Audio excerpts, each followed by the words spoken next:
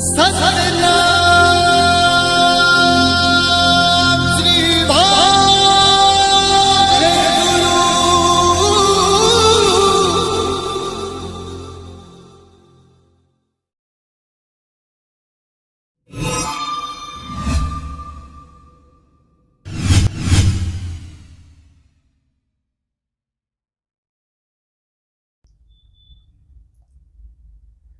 राम राम दोस्तों, जय माता दी, सत श्री अकाल। अपनी बोली दे नाल प्यार, बनवाली कथा बाय मनोज भाटिया दे नाल। अज इस एपीसोड विच जेड़ी शख्सियत साडे नाल बैठी है बम उच्ची है ते बम सरल सुभाव दी ते बहुत ही पढ़ी लिखी ते दबंग लेडी। तो उस शख्सियत दा नाम है द मिस राधा सचदेव। राधा सचदेव जी, आप दा स्वागत है ते असा तोड़ो बुआ जी आखे सू प्यार नाल। ठीक है, कुछ भी कहो। ते सबसे पहले अपना आशीर्वाद। जय हो। तो दोस्तों, इन्हां तक पहुंचना बहुत ही आसान, क्योंकि वे हर वेले लोगों वास्ते, लोगों की सेवा वास्ते 24/7 मल्टी बाय 365 डेज हमेशा अवेलेबल है। कभी अपने दर से किसी को मना नहीं किया। ये स्वयं के लिए तो लड़ी, लेकिन स्वयं के साथ साथ दूसरों के हक के लिए लड़ी। तो आइए रूबरू होते हैं उनकी जुबानी, उनकी आप बीती कि कैसे उनका ये सफर रहा अब तक, हसीन सफर। और आज तो मिस राधा सचदेव जी का बर्थडे है, तो बनवाली एंड मुल्तानी की सारी टीम की तरफ से आपको हैप्पी हैप्पी बर्थडे। धन्यवाद धन्यवाद धन्यवाद। तो बुआ जी, सबसे पहले हमारे दर्शकों को आप अपने बारे में बताइए कि आपका जन्म कहाँ हुआ, यहाँ कब आए, फरीदाबाद कब आए, आपके माता पिता का क्या नाम? जन्म तो मेरा बन्नू में हुआ, पाकिस्तान में, लेकिन मुझे वहां के बारे में कुछ याद नहीं है। मुझे याद है बंटवारे के बाद जो घटना घटी, उसकी एक घटना अभी तक मेरे दिमाग में है। वो घटना जरूर सुनेंगे आपसे, लेकिन सबसे पहले अपनी माता जी का नाम और अपने पिताजी का नाम बताइए। मेरे माता जी का नाम श्रीमती मथरीबाई और पिताजी का नाम श्रीमान बिंद्रालाल। बताओ वो घटना क्या घटी बन्नू में और कैसे अभी तक आपको वो घटना याद है?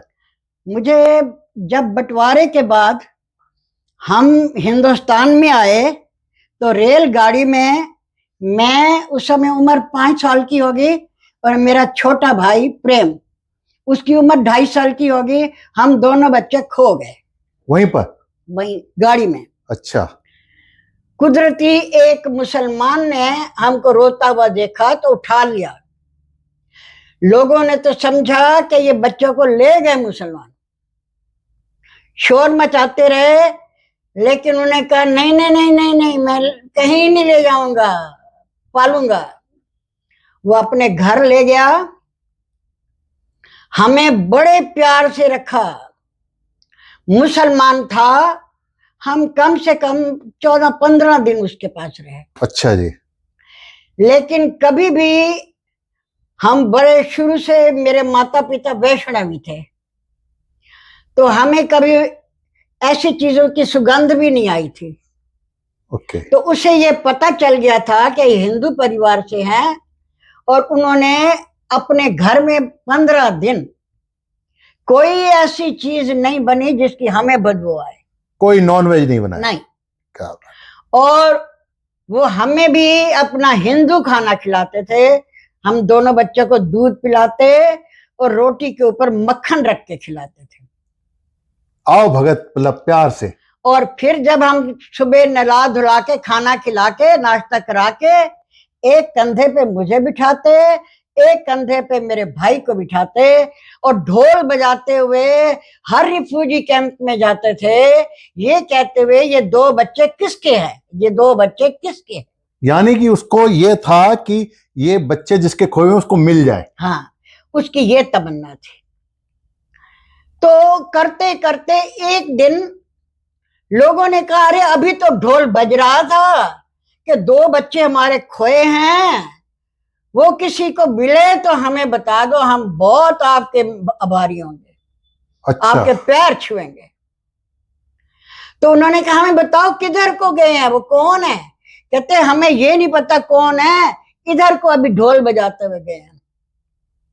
वो हमें लेके और ढोल बजाता हुआ और भीड़ हमारे पीछे, और भागता भागता भागता आखिर वहां पहुंच गया जहां हमारे माँ बाप हमें ढूंढ रहे थे। क्या बात है। अरे हमारे माँ बाप में दूर से देखा, भागे, हमें तो नहीं मिले, वो आपस में गले मिले। क्या बात है, बहुत बढ़िया। उन अब मुसलमान को हमारे पिताजी और उसकी घरवाली को हमारे माताजी, और हमें उनको सौंप दिया। ये घटना मुझे कभी नहीं भूलती।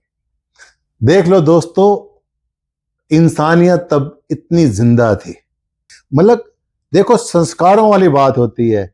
उस परिवार के अंदर कितने अच्छे संस्कार थे, कितनी इबादत करी थी उसने, कि उन्होंने उस दिन 15 दिन 14 दिन जब तक वो अपने माँ बाप से मिल नहीं गए, बच्चों का ध्यान रखा और वैसा वातावरण बना के रखा अपने घर में। ये बहुत काबिले तारीफ है। हाँ। देखो आज वो है नहीं, लेकिन उसके पीछे ये काबिले तारीफ खुदा देगा इसका, बस। और खुदा ने वाकई में दी है, और ये आप, वो रिवार्ड तो खुदा ही देगा। और वो आपने बात बताई हमें, इससे बहुत अच्छी चीज सीख मिलती है संस्कारों की, कि जैसे संस्कार लोगों ने देखे होते हैं, जैसे नियतें देखी होती हैं, वैसे ही उनका अनुसरण करते हैं। अच्छा, यहां कहाँ रुके थे आप? ऐसे है कि यहाँ पलवल और रिवाड़ी कैंप में हम रहे, इन्फर्मरी कैंप में, और पढ़ाई की खोज में करते करते करते करते पैदल यहां से कैपिटल बस में बैठी, उन्होंने मुझे कश्मीरी गेट में उतार दिया। अब मुझे नहीं पता था कि मैं कैसे जाऊं। मुझे किसी ने बताया था कि माता रमेश नेहरू पढ़ाई के लिए बच्चों को मदद करती है। ओ, बहुत बड़ा नाम था वो तो। हाँ, और वो किंग्सवे कैंप में रहती हैं। तो आप कैपिटल बस से उतरोगे, वहां किसी से पूछ लेना। पर मुझे किसी ने ये नहीं बताया कि तुम फटफटी लेट लेना, फटफटा। फटफटा उस समय 3 व्हीलर से चलता था। फटफटे होते थे, फटफटा नाम था उसका। तो मैं वहां उतरी, मैंने कहा, मेरे को पिताजी बुजुर्ग कोई थे, ये बताओ किंग्सवे कैंप में माता रमेश नेहरू रहती हैं, नेहरू जी की भजाई, वो किधर है?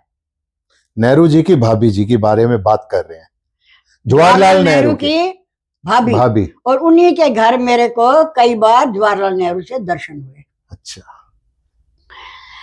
मैं करते, मतलब वहां गए किस लिए थे? मैं गई थी पढ़ाई के लिए मदद मांगने के लिए। देख लो दोस्तों, उस समय का दौर जो था, और उस दौर के अंदर भी ये जो लगन थी वो पढ़ाई की थी, वो पढ़ाई पाने के लिए, मदद के लिए वहां पहुंची। अच्छा, वो मुलाकात हुई उनसे? जब मैं वहां पहुंची तो दफ्तर का टाइम बंद हो चुका था। तो एक माथुर जी बुजुर्ग से थे, उन्होंने मैं कहा, बेटी तुम इस समय आई हो, अब कल आना, कल हम आपको पहले पहले मिला देंगे। उस समय आपकी आयु क्या रही होगी? मेरी उम्र होगी 20 साल होगी। ओके, 19-20 साल। 19-20 साल। तो मैंने कहा, मैंने उनको रबड़ के चप्पल मैंने पहने थे, तो मैंने कहा पहले मेरे पैर देख लो। दोनों पैर जब मैंने दिखाए तो इतने इतने छाले। वो देख के मेरे पैर, कहते बेटी ये क्या हुआ? मैंने कहा ये माता जी के पास पहुंचने के लिए हुआ। कैपिटल बस से पैदल चल के आई हूं यहां तक, और सुबह की चली 5 बजे हैं, आप मुझे कहते हैं कल आना। आप मुझे बाहर निकाल दोगे, मैं तो रास्ते भी नहीं पता, कैसे जाना, क्या जाना है, क्या मुझे धकेल दोगे सड़क पर अकेली लड़की को? अगर आपकी बेटी हो तो, आपकी पोती हो तो। मैं तो माता जी से मिल के जाऊंगी, नहीं तो मैं यहीं बैठी रहूंगी, मुझे यहीं बैठे रहने दो। इतने में माता जी ने शोर सुना। उन्होंने ये क्या बात है, तो उन्होंने बताया ऐसे लड़की आई है, पैरों में छाले पड़ रहे। कहते बुलाओ पहले उसको। माता जी ने मतलब वक्त ना होते हुए भी मुझे अंदर बुलाया। कहते पहले बेटी ये माथुर जी कह रहे हैं पैर दिखाओ। मैंने दोनों पैर दिखाए तो उन्होंने एक तसला मंगाया, गर्म पानी मंगाया, पहले अपने हाथों से कपड़े से मेरे पैर धोए और उस पर मल्लम लगाई। क्या बात है, बहुत बढ़िया। और फिर पट्टी बांधने के बाद कहते अब बताओ बेटी कैसे आई हो। मैंने कहा मैं पढ़ाई की धुन में आई हूं यहाँ पर, मुझे आपसे कुछ दया और नहीं चाहिए, सिर्फ इतना चाहिए कि मुझे पढ़ने के लिए जो फीस चाहिए, किताबों के लिए जो पैसे चाहिए, मुझे वो किताबें ले दो और मेरी फीस दे दो। सिर्फ पढ़ाई का ही मसला था। मुझे ना रोटी चाहिए ना और कुछ चाहिए, रोटी भी मैं कमा लूंगी और खा लूंगी, लेकिन पढ़ाई के पास मेरे पास साधन कोई नहीं। दोस्तों यहाँ एक बात बड़े ध्यान देने के लिए है कि एक तो जिसको पैसे मिलते हैं, माँ बाप धन देते हैं, मेहनत का पैसा देते हैं, फिर वो बच्चे पढ़ते नहीं हैं, और इसके विपरीत जिसके पास पैसे नहीं है और पढ़ना चाहता है, ये उनकी कहानी है। और इस पढ़ाई करते करते 5वीं से लेकर बीए तक मैंने स्कॉलरशिप जीता। बहुत बढ़िया। और स्कॉलरशिप के बल पर मैंने पढ़ाई की। उसके बाद मैंने एमए की, वो भी फर्स्ट डिवीजन में, पॉलिटिकल साइंस, बिना किसी ट्यूशन के, बिना किसी साथ। ट्यूशन के बारे में बात आई, हमें यह भी पता चला कि आप ट्यूशन पढ़ाते थे, क्योंकि आपके इंग्लिश बहुत अच्छी थे। वो मैं पढ़ाती थी, पढ़ाए हुए पैसे को मैं 2 तरीके से खर्च करती थी। कैसे? एक तो मैं गरीबों की पढ़ाई के लिए, दूसरा कई ऐसे मरीज होते थे, टीबी के मरीज खास करके, कोई उनको पूछता नहीं था, मैं उनको डॉक्टर के पास ले जाती थी। क्या बात है। और रिक्शे पे साथ बैठती तो डॉक्टर मुझे कहता अरे भाई तुम्हें टीबी हो जाएगी, 6 महीने बाद तू आएगी हमारे पास टीबी की मरीज। अच्छा, हाँ। मैंने कहा डॉक्टर साहब कौन पकड़े, कोई बैठने को तैयार नहीं है, तो बताओ मरीज को कैसे लाएं। उन्होंने मेरी हालत देख के, जज्बे को देख के गरीबों का मुफ्त इलाज किया, डॉक्टर ML गुप्ता ने और डॉक्टर MG गुप्ता ने, और एक सीए था RK शर्मा, उसने फ्री पैसा खर्च किया। क्या बात है। देखो दोस्तों, ये सेवा भाव की जिसके अंदर लगन होती है ना, फिर वो नहीं देखता कि क्या तन है क्या धन है, वो तो उसके जज्बे को, उसकी लगन को ही बस देखता है और उस सेवा भाव में लग जाता है, जैसे बुआ जी लगी। आपकी माता जी भी बड़ी दबंग थे। बिल्कुल, पिताजी भी थे। तो एक बार एक बदमाश यहाँ घुस आया। उस समय ये हमारी दीवारें वारे नहीं बनी थी, ग्रिल वगैरह कुछ नहीं था, खुली जगह थी। अच्छा। तो बदमाश जो घुसा, तो मेरे माता जी ने उसको गले से ऐसे पकड़ा और फाड़ फेंका नीचे, और घुटना टेक के उसकी छाती पर ऐसे घुटना टेका और गले को ऐसे दबाया, उसकी जीभ बाहर निकलने लगी। मैं डर गई कि तो मर जाएगा। मैं माता जी को कहा माता जी छोड़ दो छोड़ दो, नहीं छोड़ती थी, मैंने दांत काट दिया अपनी माता जी को? अपनी माता जी को, उसको छुड़ाने के लिए। मुझे लगता था ये मर जाएगा। तो ये दबंगपन आपका अपनी माता जी से मिला? माता जी और पिताजी से दबंग के साथ भक्ति मिली। वो भक्त थे। हमारा तंबाकू का बिजनेस था बनू में, थोक। अच्छा। सुना है जो। लेकिन मेरे पिताजी कभी उन्होंने बीड़ी सिगरेट कोई तंबाकू तो कभी मुंह भी नहीं लगाया, जबकि बिजनेस उनका यही, बिजनेस उनका यही तंबाकू का। बुआ जी, 1968 में क्या कारण था कि आप भूख हड़ताल पर बैठ गए थे? फरीदाबाद के बहुत बुरे माहौल को देखते हुए मैंने सब लिखा, मुख्यमंत्री को लिखा, गवर्नर को लिखा। उस समय हरियाणा अलग नहीं था, इकट्ठा था पंजाब के साथ। लेकिन कोई सुनवाई नहीं हुई। बस चिट्ठी लिख देते कार्रवाई हो रही है, होती कुछ नहीं थी। मैंने फिर इंदिरा गांधी को लिखा कि 7 दिन के अंदर कोई एक्शन ना हुआ तो मैं आपकी कोठी के आगे भूख हड़ताल करूंगी। उस समय प्राइम मिनिस्टर थे। उनकी चिट्ठी तो आई मेरे पास, लेकिन कोई एक्शन नहीं था। तो मैं बिना कुछ बताए अपना दरी, एक गिलास और एक छोटी सी मटकी रखी और इंदिरा गांधी की कोठी के सामने, दरवाजे के सामने भूख हड़ताल पे बैठ गई, अकेली। कमाल है। तो मुझे देख के शायद उन्होंने, सिक्योरिटी वालों ने समझा इसके पीछे कोई यूनियन होगी, लड़की को आगे किया है। अच्छा। उन्होंने क्या किया, बड़े बड़े वो जाल पकड़े हुए आ गए। तो मैंने कभी देखे नहीं थे ऐसे। मैंने एक पुलिस वाले को कहा ये जाल क्या है? हाँ। कहता है जो आपके पीछे यूनियन वाले आएंगे ना, पत्थर मारेंगे, ये पत्थर रोकने वाले हैं। मैंने कहा इनको मना करो, बेकार पैसा खराब कर रहे हो।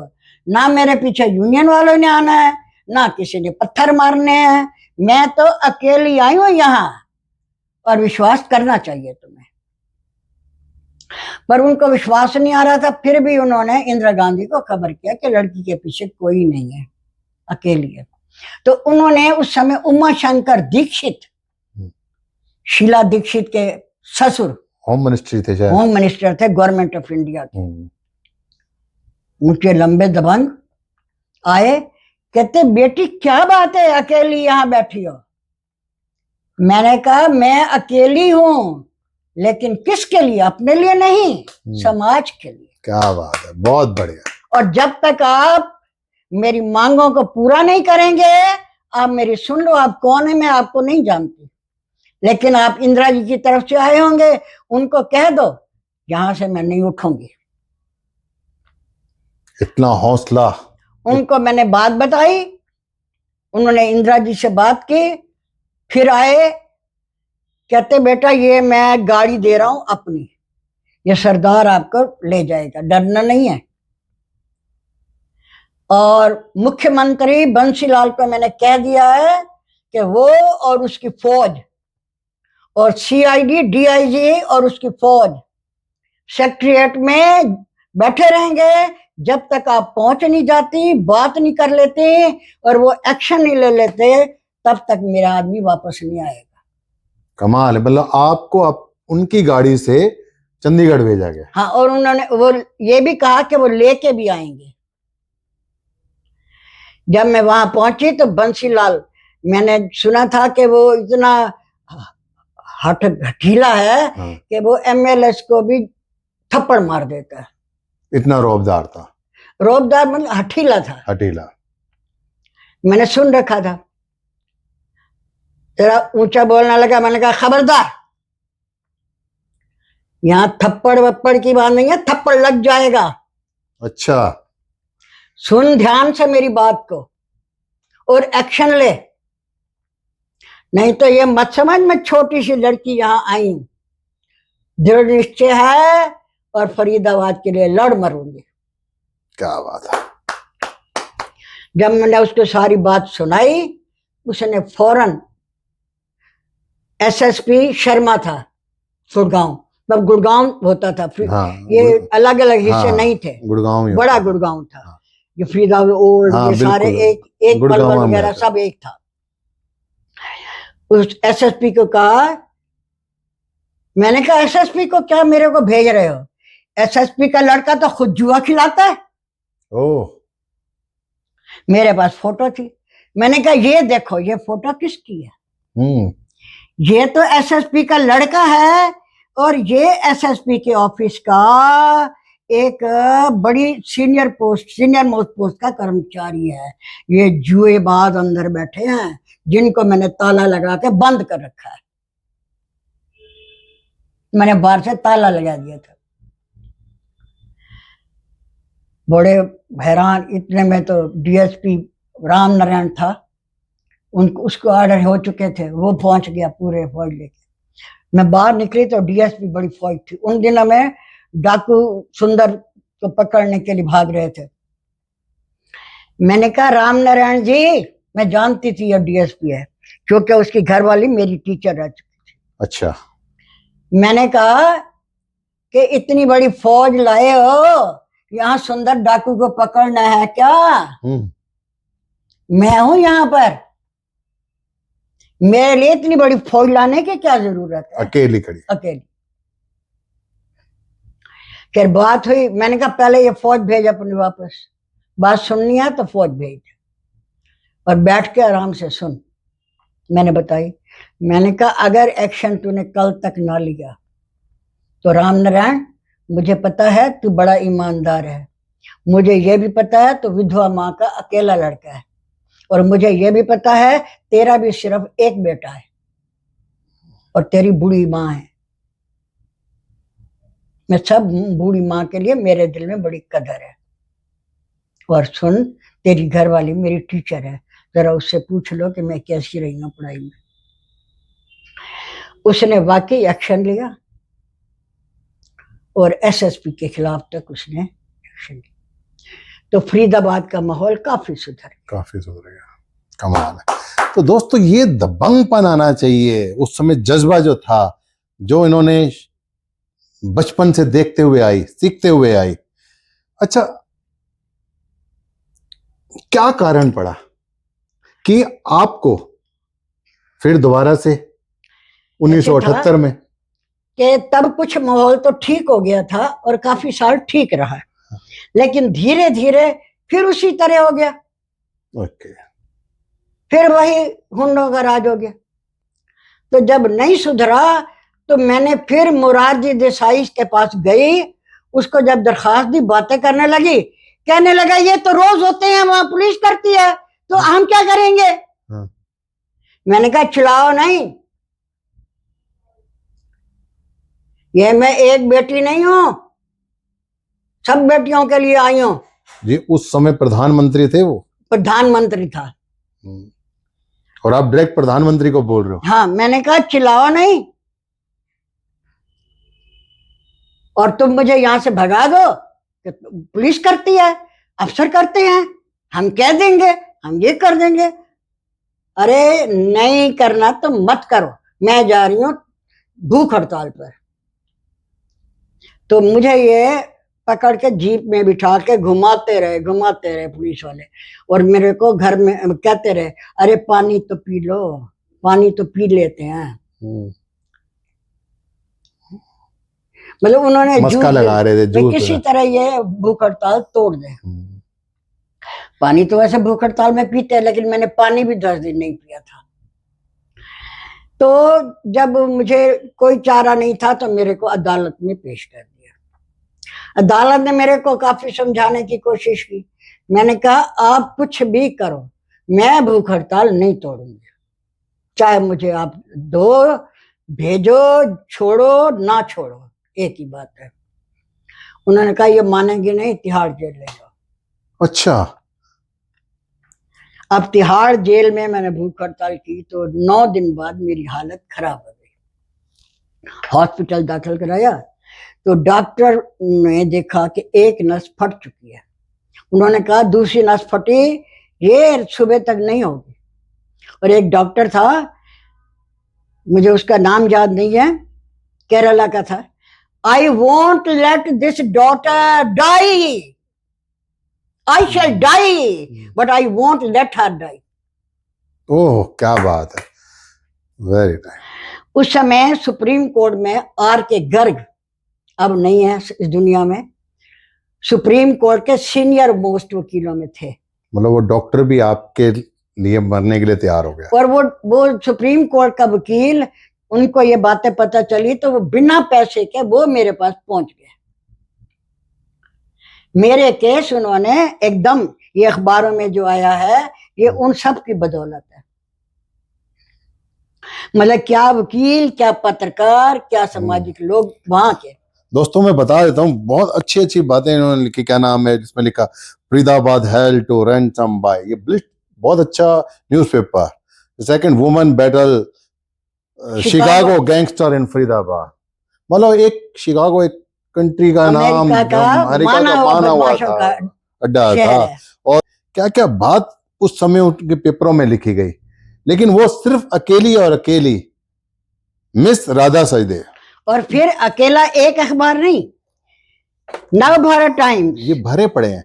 ये एक नव और भारत ये टाइम्स, देखिए, दिखा है, देखो 33 साल से भ्रष्टाचार के खिलाफ लड़ रही हैं लेडी अन्ना। क्या क्या इनके बारे में बताऊं, अपना शरीर कर चुकी हैं दान, और क्या क्या इनके बारे में बताएंगे आपको कि गुंडों से अकेली भीड़ पड़ी, गुंडा राज के विरुद्ध। ये पेपर झूठ नहीं बोलते, और बड़े बड़े पेपर्स हैं, बड़े बड़े न्यूज़पेपर, पूरी फाइल भरी पड़ी है न्यूज़पेपर की। हर्ल्ड नेशनल अवार्ड, 1978 वीर के, अर्जुन, महाराज ठीक है, प्रताप। और पूरा ये ऐसी दबंग लेडी के पास आज हमें आने का अवसर मिला है। अच्छा, इनके बारे में एक बात बहुत और भी मैं आपको बता दूं कि ये एक स्कूल चला रही है, दीनानाथ पब्लिक स्कूल। आप ये बताइए कि जिस स्कूल में हम बैठे हुए हैं, दीनानाथ पब्लिक स्कूल, ये कैसे पड़ा और कौन थे? दीनानाथ जी गरीबों के मसीहा, शिक्षाविद, गवर्नमेंट स्कूल के हेडमास्टर, लेकिन सरकारी नौकरी में होते हुए भी गरीबों की सेवा में हमेशा तत्पर रहते हैं, यहां तक कि अपनी तनख्वाह का ज्यादा हिस्सा गरीबों पर खर्च कर देते। क्या बात है, बहुत बढ़िया। उसका परिणाम क्या हुआ? घर में गरीबी।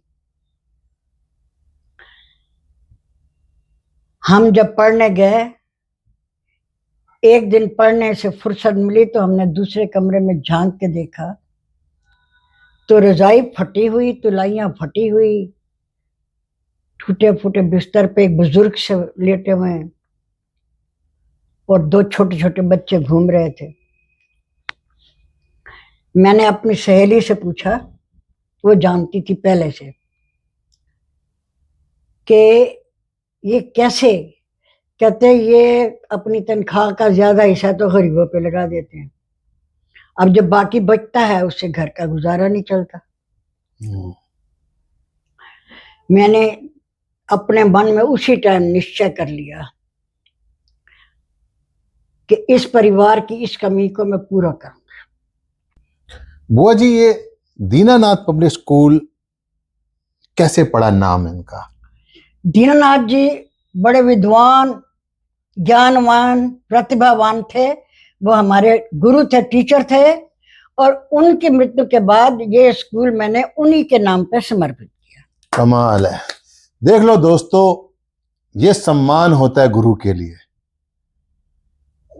उस जज्बे को सलाम है, कि उस सोच को सलाम है बुआ जी की, मिस राधा सचदेव जी की, कि इन्होंने अपने गुरु के नाम को आगे रखा, स्वयं के नाम को नहीं रखा, अपने रिश्तेदारों को आगे नहीं रखा, अपने गुरु को आगे रखा।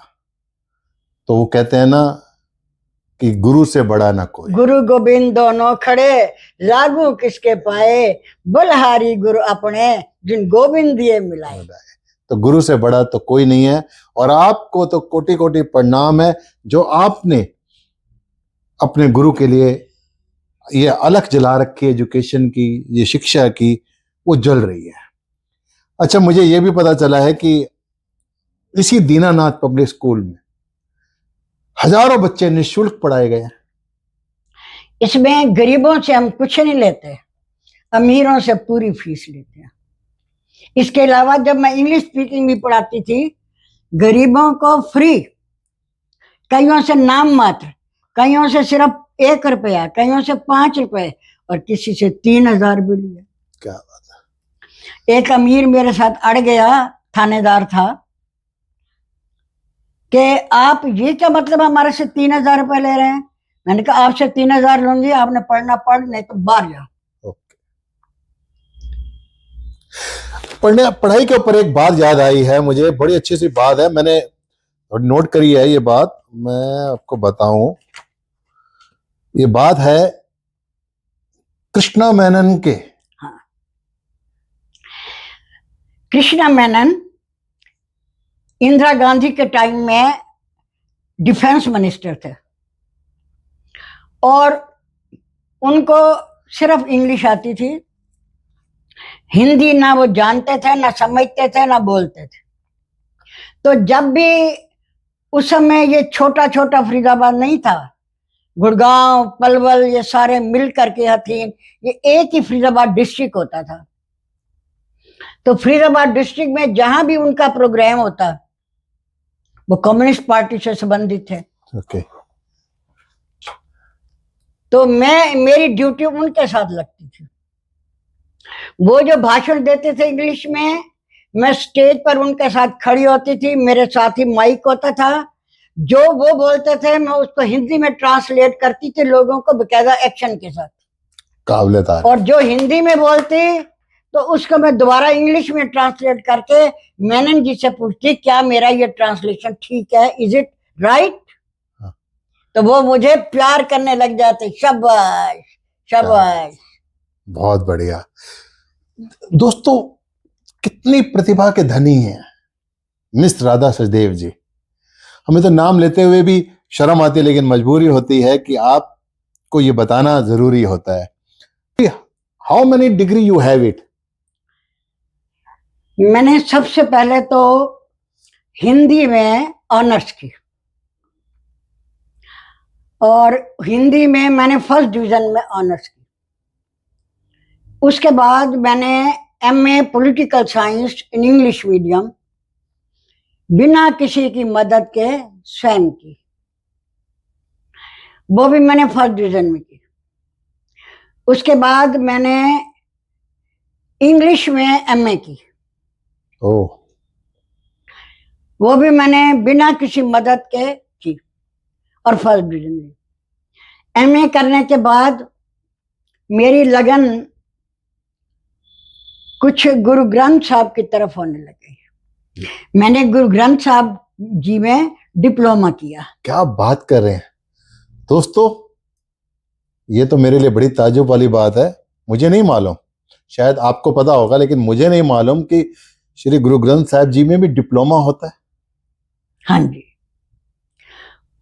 और डिप्लोमा में करते हुए मैंने गीता और गुरु ग्रंथ साहब में लाइफ ऑफ एक्शन, ये निचोड़ जो हमारे गीता के दूसरे अध्याय का है, वही निचोड़ मुझे गुरु ग्रंथ साहब में मिला। तो कहाँ से किया डिप्लोमा आपने?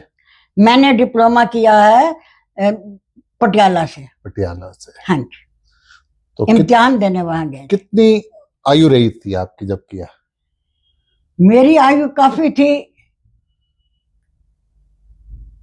5-6 साल हो गए।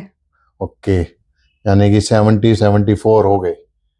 तो उसके बाद 74 के बाद, 74 के बाद, 76 के भी बाद है, दीननाथ जी की डेथ के बाद किया। तो यानी कि जब वहां पर आप गए तो आप लोग तो ये सोच रहे होंगे टीचर आ गई हैं या स्टूडेंट है। जब मैं गई तो सारे खड़े हो गए, उन्होंने सोचा कि शायद ये हेड इन्वेस्टिगेटर है। लेकिन जब मैंने रोल नंबर अपना ढूंढा और वहां बैठी, तो जो इम्तिहान लेने वाले थे वो आके पैर छूने लगे।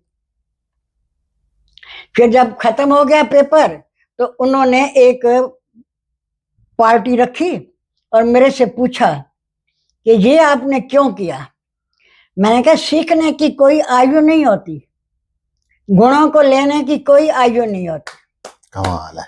देख लो दोस्तों, कितना अच्छा ज्ञान मिला, मुझे भी मिला, और इन्हीं के माध्यम से आप सबको एक बात जानने के लिए पता चल गई ये बात कि पढ़ाई करने के लिए कोई उम्र आड़े नहीं आती। जिसको लगन होती है शिक्षा की, कोई एक बार ठान ले तो किसी भी भाषा में ना गरीबी आड़े आती है, ना प्रतिकूल परिस्थितियां आड़े आती हैं और ना कोई और कारण। जी, कोई चीज उसको रोक नहीं सकती जब उन्होंने ठान लिया कि ये गोल अचीव करना है मैंने, तो बहुत कुछ मिला। अच्छा बुआ जी, दीनानाथ पब्लिक स्कूल में गरीबों के लिए कुछ अलग व्यवस्था है? गरीब बच्चों को तो फ्री एजुकेशन है अब भी, आजकल भी जहां बहुत बड़े बड़े स्कूल मोटी मोटी फीस लेते हैं। हाँ जी, और अमीर बच्चों से हम फीस लेते हैं। यही कारण है कि हमारे स्कूल के पास कोई बैंक बैलेंस नहीं है, बल्कि राकेश सचदेवा को अपनी रोटी कमाने के लिए वकालत से काम करना पड़ता है। ओ अच्छा, आपके भतीजे हैं? भतीजे, जबकि वो सारा टाइम अपना लगाते हैं यहाँ। तो अब आपके देख रेख में राकेश सचदेवा जी और उनकी वाइफ डॉक्टर उषा सचदेव, वो भी अरे देख भाई, भगवान किसी को नो दे तो ऐसी दे। अच्छा जी, मेरी सेवा कोई बेटी का क्या करेगी जो उसने की और करती है और कर रही है। और डॉक्टर होने के बावजूद, डॉक्टर होने के बावजूद, डॉक्टर ऑफ एजुकेशन, पीएचडी की हुई है उन्होंने एजुकेशन में। मैं अभी राकेश सचदेव का वेट कर रहा हूँ, वो बस आ जाएं, वो आ जाएं, उनका भी मैं इंटरव्यू लूंगा कि किस तरीके से वो आपके बताए हुए मार्ग पे चल रहे हैं। चलते चलते हमारे दर्शकों को आप क्या संदेश देना चाहती हैं? मैं ये संदेश देना चाहती हूँ, ठोकरें इंसान को चलना सिखाती हैं। ठोकरें इंसान को चलना सिखाती हैं। गिर के रो नहीं, उठो, चलो और मंजिल तक पहुंच जाओगे। और तब सांस लो जब मंजिल पे पहुंच जाओ। ये मेरा संदेश है। पड़े, परिस्थितियों के आगे झुके नहीं कभी। परिस्थितियां उनको न बदले, बल्कि वो परिस्थितियों को अपने अनुकूल बनाए। प्रतिकूल परिस्थितियों को अपने अनुकूल बनाए। तो बहुत बहुत धन्यवाद आपका। तो दोस्तों, ये थे खट्टे मीठे अनुभव, रूबरू उनकी जुबानी, कहां से शुरुआत हुई और कहां तक चलती रही उनकी एजुकेशन की कहानी। आज भी जज्बा है, पता नहीं कल वो कोई और डिग्री हासिल कर लें और हमें दोबारा इनके पास आएंगे। इसी तरीके से हम बस यही दुआ करते हैं कि आपका आशीर्वाद सदैव हम बच्चों पे बना रहे। मेरे दिल में जो रहता है कसस है, हाँ, अनाथ आश्रम खोलने की और होममेड, ओल्ड होममेड, मतलब ओल्ड लोगों के लिए घर। तो बिल्कुल बस माता रानी आपकी कसक पूरी करे। अपंग बच्चों के लिए होम, ये मेरे दीनानाथ पब्लिक ट्रस्ट की है उद्देश्य, जो अभी मैं पूरा नहीं कर सके। मैं उम्मीद करती हूँ कि मेरे पीछे राकेश सचदेव और उषा सचदेव और उनके बच्चे इसको पूरा करेंगे। जरूर पूरा करेंगे और हम यही उम्मीद करते हैं और आप सब उनकी मदद करें कि बिल्कुल, हम क्या, ये पूरा समाज आपका इतना मान सम्मान करता है और आपके बताए हुए रास्तों पर चलता है। शिक्षा वो धन है जिसे पानी गला नहीं सकता, अग्नि जला नहीं सकती और चोर लूट नहीं सकता। ऐसे धन का संचय करो और उसे खूब खर्च करो। ऐसा धन है जितना खर्च करोगे ये बढ़ता ही जाएगा। बिल्कुल सत्य बात कही बुआ जी ने कि ज्ञान को जितना बढ़ाओगे उतना ये बढ़ेगा, जितना खर्च करोगे उतना बढ़ता रहेगा। ये ऐसा धन है। तो बहुत बहुत धन्यवाद आपका। आपने अपना अमूल्य समय हमारे लिए निकाला, हमारे दर्शकों के लिए निकाला और बहुत कुछ आपकी बातों से हमें ज्ञान मिला। बहुत बहुत धन्यवाद आपका। धन्यवाद। दोस्तों, ਅੱਜ ਦੇ ਇਸ ਐਪੀਸੋਡ ਵਿੱਚ ਜਿਹੜੀ ਸ਼ਖਸੀਅਤ ਮੈਂ ਤੁਹਾਨੂੰ ਇੰਟਰੋਡਿਊਸ ਕਰਵੇਸਾਂ, उस शख्सियत का नाम है द रिस्पेक्टेड राकेश सचदेव जी। राकेश सचदेव जी एक समाज सेवा, शिक्षाविद, एडवोकेट ते ना जाने और क्या क्या है। इन्हां गुण इन्हां दी जुबानी गुण पूछो रूबरू थींदे भी आहिनि द आदरणीय राकेश सचदेवा जी। सचदेव जी, सचदेवा जी, कुछ भी तुस आख सकते हो। ਤਾਂ ਰਾਕੇਸ਼ ਜੀ ਸਾਰੇ ਗੁਣ ਪਹਿਲੇ ਸਾਡੇ ਦਰਸ਼ਕਾਂ ਨੂੰ ਆਪਣੇ ਬਾਰੇ ਦਿਖਾ ਲਓ। ਸਾਰਿਆਂ ਕੋਲ ਪਹਿਲਾਂ ਤਾਂ ਮਨੋਜ ਜੀ ਦਾ ਬਹੁਤ ਬਹੁਤ ਧੰਨਵਾਦ, ਤੁਸੀਂ ਸਾਡੇ ਪ੍ਰਾਂਗਣ ਵਿੱਚ ਪਧਾਰੇ ਹੋ। ਮੇਰਾ ਨਾਮ ਰਾਕੇਸ਼ ਕੁਮਾਰ ਸਚਦੇਵਾ ਹੈ। ਪਿਤਾ ਜੀ ਦਾ ਨਾਮ ਸਾਡੇ ਪ੍ਰੇਮ ਕੁਮਾਰ ਸਚਦੇਵਾ ਤੇ ਫਰੀਦਾਬਾਦ ਸਾਡੀ ਬੂਆ ਦੇ ਨਾਂ ਕੋਲ ਸਿਆਣਦਾ ਹੈ ਆਦਰਣੀय ਕੁਮਾਰੀ ਰਾਧਾ ਸਚਦੇਵਾ। ਲੋਕ ਸਾੜੋ ਉਹਨਾਂ ਦੇ ਭਤੀਜੇ ਕਰਕੇ ਲੋਕ ਪੂਰਾ ਫਰੀਦਾਬਾਦ ਸਾੜੋ ਸਿਆਣਦਾ ਹੈ। ਤੇ ਰਾਕੇਸ਼ ਜੀ ਮੈਨੂੰ ਪਤਾ ਚੱਲਿਆ ਹੈ ਕਿ ਤੁਸੀਂ ਇੱਕ ਫੋਰਨ ਕੰਪਨੀ ਵਿੱਚ ਕੰਮ ਕਰਦੇ ਹੈ। It is right? That's completely right. After completing my MBA, ਮੇਰੀ ਸਕੂਲ ਕਾਲਜ ਕੋਲ ਹੀ ਪਲੇਸਮੈਂਟ ਹੋਈ ਤੇ मैंने MBA आफ्टर MBA ਕਰਨ ਦੇ ਬਾਅਦ मैंने IBM ਕੰਪਨੀ ਤੋਂ ਜੁਆਇਨ ਕੀਤਾ ਤੇ ਬਾਅਦ ਕਈ ਸਾਲ मैंने ਉੱਥਾਂ ਕੰਮ ਕੀਤਾ। ਉੱਥਾਂ ਪ੍ਰਮੋਸ਼ਨਾਂ ਵੀ ਕਈ ਸਾਰੀ ਗਿੱਦੀ ਤੇ ਮੇਰਾ ਪੈਕੇਜ ਉਸ ਸਮੇਂ 2009 ਵਿੱਚ ਲਗਭਗ 7-8 ਲੱਖ ਦਾ ਆਈ, ਲਗਭਗ 80,000 ਰੁਪਏ ਪਰ ਮੰਥ। ਤਾਂ ਉਸ ਸਮੇਂ ਸਾਡਾ ਸਕੂਲ ਮਾਸਾ ਡਾਊਨ ਚੱਲਦਾ ਪਿਆ ਸੀ ਤੇ ਬੁਆ ਜੀ ਵੀ 올ਡ ਥੀਂਦੇ ਪਿਆਨ ਤੇ ਉਹਨਾਂ ਦੀ ਸਿਹਤ ਤੋਂ ਦੇਖਦੇ ਵੀ ਉਹਨਾਂ ਨੇ ਆਖਿਆ ਕਿ ਬਈ ਤੂੰ ਜੌਬ ਛੋੜ ਮਾਰ।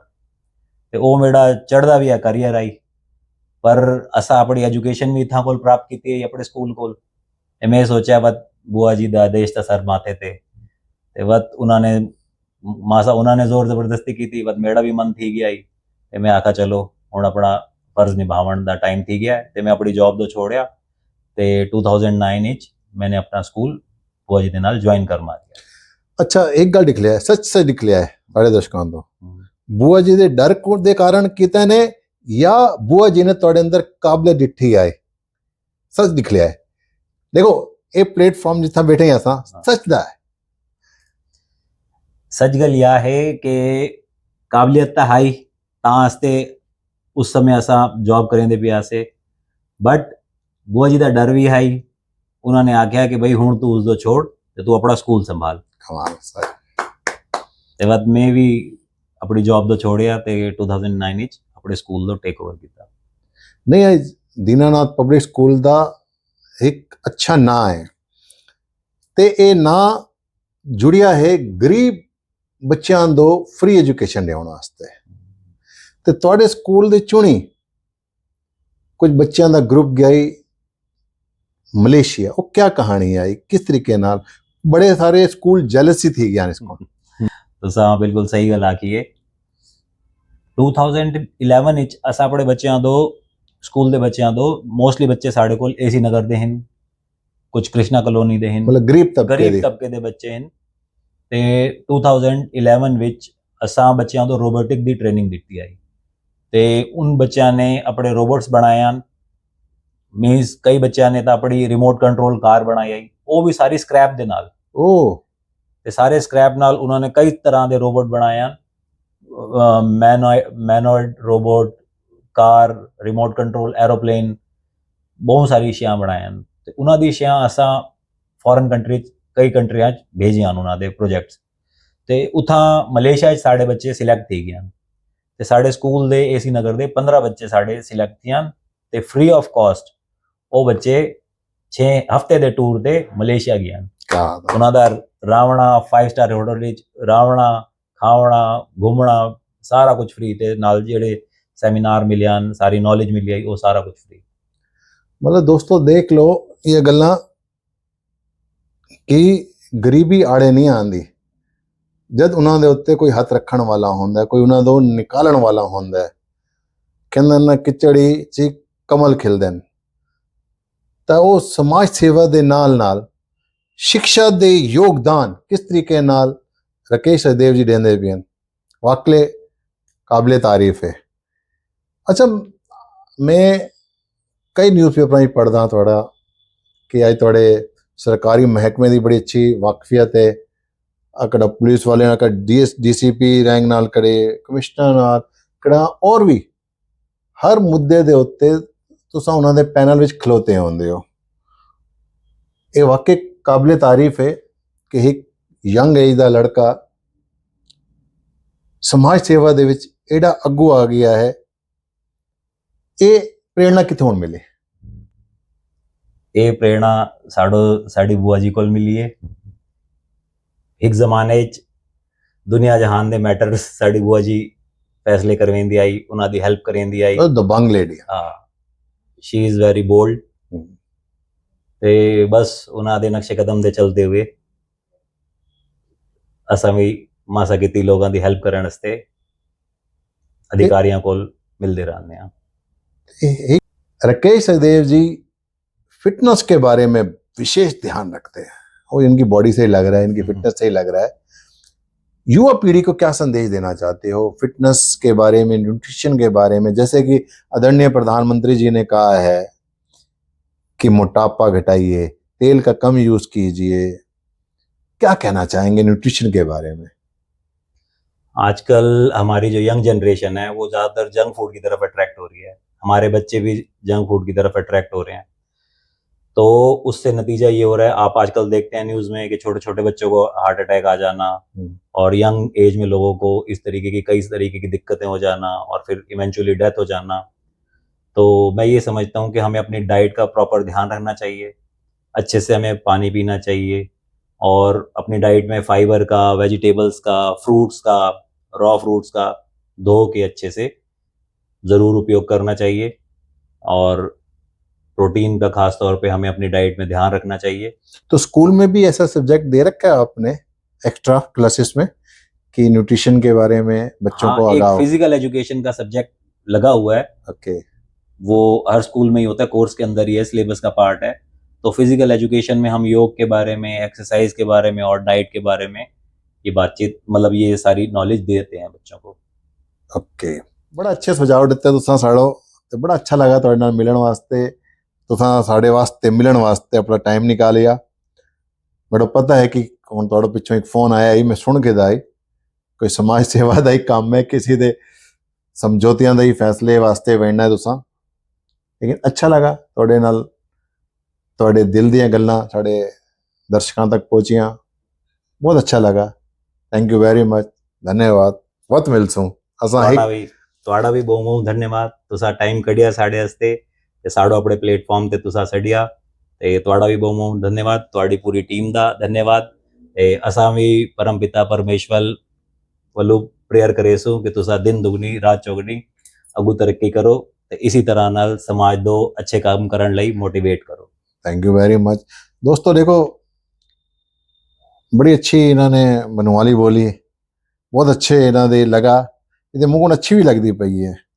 हमेशा अपनी बोली दे नाल प्यार जरूर करो। थैंक यू वेरी मच जी, धन्यवाद पापा। Thank you so very much. वैसे मैं बनवाली ज्यादा बोलता नहीं हूँ, हाँ, पर मैंने ट्राई किया कि हाँ बोलने की कोशिश करूँ। बोलना चाहिए बिल्कुल, अपनी मातृभाषा है। मातृभाषा, जी जी, अपनी बोली दे नाल प्यार जरूर होना चाहिए। जी जी जी, बिल्कुल बिल्कुल। Thank you very much. Thank you so very.